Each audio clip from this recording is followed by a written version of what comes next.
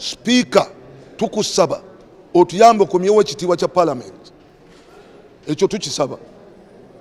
Kyakola erinnya B ne bakuba ababaka ba Parliament at your watch almost kubanga wali mu Parliament naye ne bakuba ababaka ba Parliament ne batuka okuwoola. Ekyo nsaba mukama wange Speaker tekiddamu. Ensonga ey'okubiri eya impunity egenda maaso mu ggwanga. Impunity tunoja addressing insecurity nulo bavukane bekuba gangs ne mulabye bibaddewo ennaku ezo bagenda kunkuuka ne bakuba abantu eggaali. Ekyo nakyo nsaba Parliament ekikwateko kubanga poliisi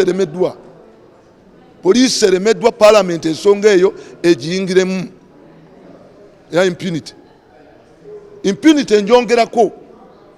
Nalaba wano twabadde tutandise Speaker okunoonyereza ku musajja yazimbye ku mwami Kigundu eyazimbye ku mwala nakakati amaduuka bagayingidde. Manyi mmwe muyinzaako kasalamu bannamawulire ako kimanyi kubanga kyaleeta dda wano obuzibu. Manyi muyinza okukasalamu amaduuka bagayingidde nga omuntu azimbye ku mwala.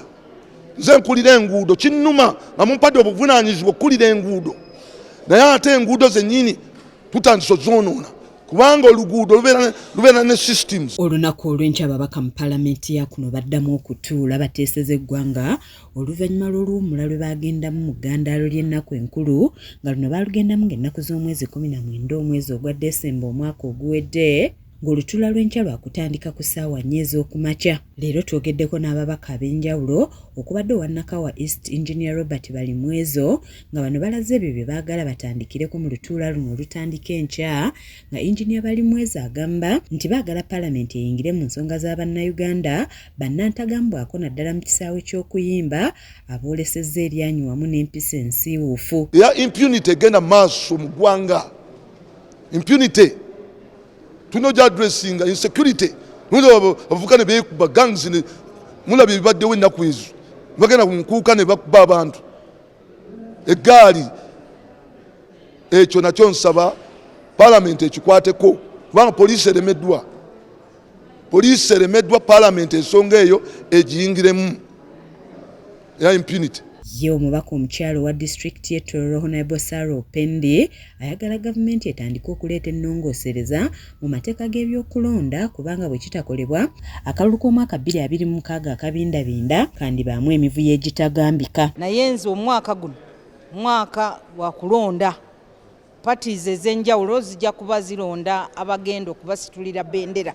So njagala kusaba Minister owa Justice and Constitutional Affairs ne Cabinet naffe mu Parliament okulaba nti tutunulira amateeka ezo zigenda okufuga okulonda okugenda okujja. Baleete eteeka zino ezigenda okutuyamba mu kulonda okugenda okujja. Ye Minisita w'ebyamawulire tekinologiya n'okulungamya eggwanga Dr. Chris Baryomunsi asinzidde wano n'agumya bannayuganda ku bbanja Uganda ly'erina kubanga amawanga mangi gabeerawo ku mabanja. Ensonga gye mwogerako ey'okwewoza ssente y'amabanja ensi zonna zeewola zifuna amabanja kubanga bajeti y'eggwanga tugifandinga okulabira mu ssente ez'emisolo n'essente zetujja wabweru mu banka eza loans oba eza grants.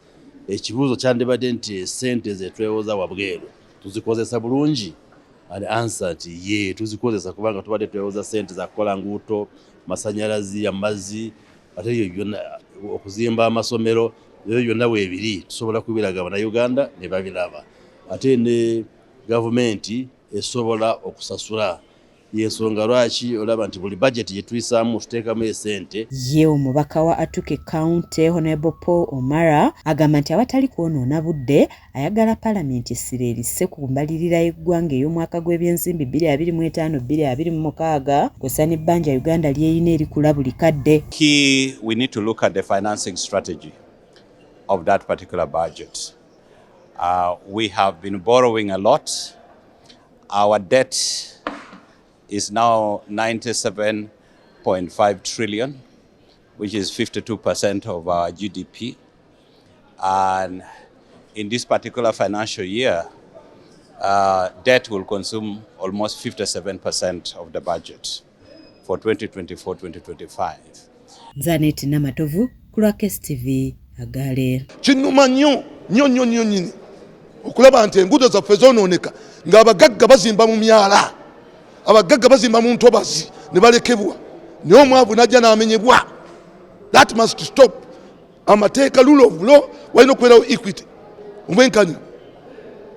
Ontegera bulungi kati ekyo palamenti ekinako obuvunaanyizibwa, ekyo nandisabye nakyo kikolebweko. Ensonga endala y'eyokutegeera nti Kampala ye capital city y'eggwanga. Tugenda mu budgeting, Kampala bagiwe ku ssente ezikola ki ezemala. Enguudo kyekyobugagga kya gavumenti ekisinga okuzimba eggwanga, kyekyobugagga kya gavumenti ekisinga okuzimba eggwanga. Enguudo providing transport needs, ebwetaavu bw'entambula ebitundu 98 ku 100 mu Kampala. Naye otunuulira enguudo zettayina nguudo, n'obeera n'enguudo ez'ettaka mu kibuga, earth roads, sina maramu but earth roads. Ngawo n'oyisawo emmotoka mu bisubi oluguudo ne lukwata nga z'enguudo ze tulina in the capital city of Uganda, nga z'enguudo eziri mu Kisenyi